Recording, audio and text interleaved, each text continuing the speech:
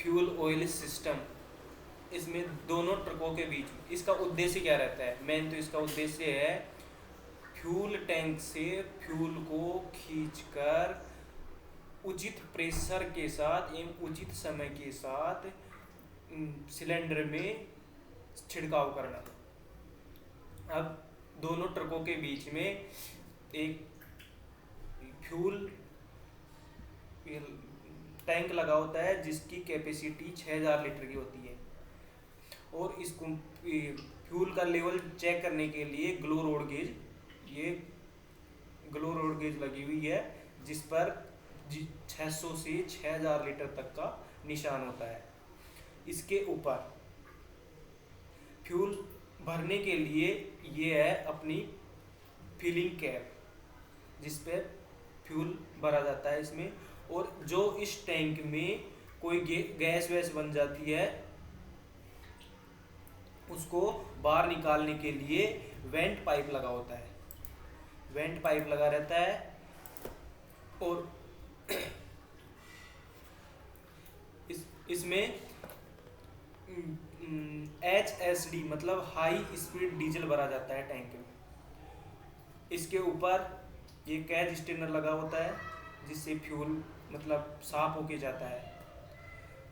Engine right side compressor room में fuel pump motor, उसके साथ में ये है फ्यूल पंप लगा रहता है। शुरू में जैसे इंजन स्टार्ट होता है, इंजन स्टार्ट होने के बाद फ्यूल पंप मोटर कार्य करने लग जाती है। फ्यूल पंप मोटर कार्य करती है तो उसी की साथ पर ये फ्यूल पंप लगा रहता है, फ्यूल पंप भी कार्य करने लग जाता है। जैसे ही फ्यूल पंप कार्य करता है तो फ्यूल टैंक से फ्यूल को खींचता है, और ये जो अपना सक्शन पाइप है, सक्शन पाइप के माध्यम से सीधा अपनी प्राइमरी फिल्टर में चला जाता है। प्राइमरी फिल्टर में डीजल या फ्यूल जो साफ होकर सीधा फ्यूल पंप में पहुंचता है। फ्यूल पंप प्रेशर के साथ आगे डिलीवरी पाइप में भेजता है। डिलीवरी पाइप पर एक वाल्व, ये वाल्व लगा रहता है रिलीफ वाल्व। इसकी सेटिंग 5.2 kg पर सेंटीमीटर स्क्वायर रहती है, जो अपने फ्यूल पंप को ओवरलोड होने से बचाता है।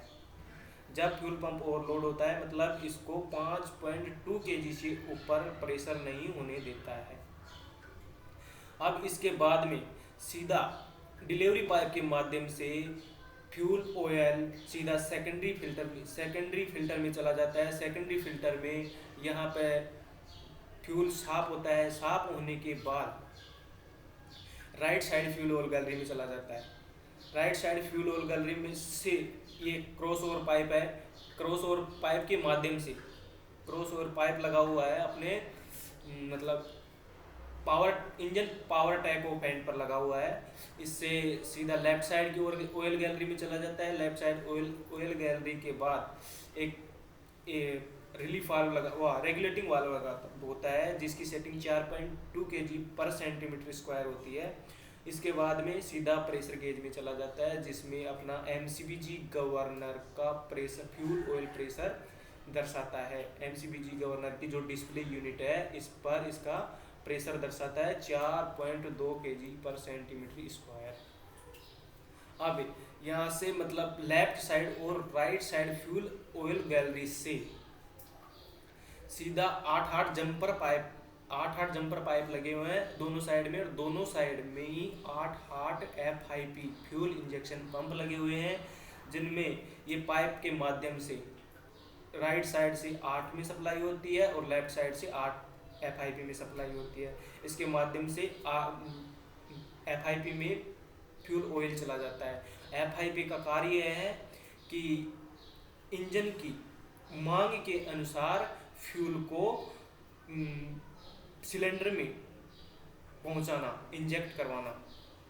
तो जैसे यहाँ पर फ्यूल पहुंच गया, कभी इसमें FIP में खराबी आ जाती है, कोई भी FIP में खराबी आ जाती है तो FIP को फ्यूल रैंक के द्वारा आइसोलेट किया जाता है। इसमें एक लॉकिंग पिन होती है जो फ्यूल रैंक को बाहर खींचकर उसमें लॉकिंग पिन को फंसा देते हैं तो FIP आइसोलेट हो जाता है। और FIP से सीधा सक्शन स्ट्रोक के बाद FIP के बाद इंजेक्टर में चला जाता है, और सक्शन स्ट्रोक के समय सक्शन स्ट्रोक के समय जब हवा कंप्रेस होती है, सक्शन स्ट्रोक के समय सक्शन स्ट्रोक नहीं, कंप्रेसर स्ट्रोक के समय जब हवा कंप्रेस्ड होती है, हवा कंप्रेस होती है तो उस समय ये इंजेक्टर के माध्यम से फ्यूल का इंजेक्ट होता है। इंजेक्ट होने के बाद फ्यूल जलता है, फ्यूल जलने से पावर पैदा होती है, पावर पैदा होती है तो अपना इंजन कार्य करने लगता है और इंजन चालू हो जाता है। इस प्रकार लोको मूव करने लगेगा। और ये अपनी जो ये है जब FIP में ज़्यादा फ्यूल ओवर फ्यूल चला जाता है FIP में और इंजेक्टर में, तो इसको राइट साइड ओल गैलरी के माध्यम से फ्यूल रिटर्न गैलरी है, इसके माध्यम से सीधा फ्यूल टैंक में भेज दिया जाता है। खत्म।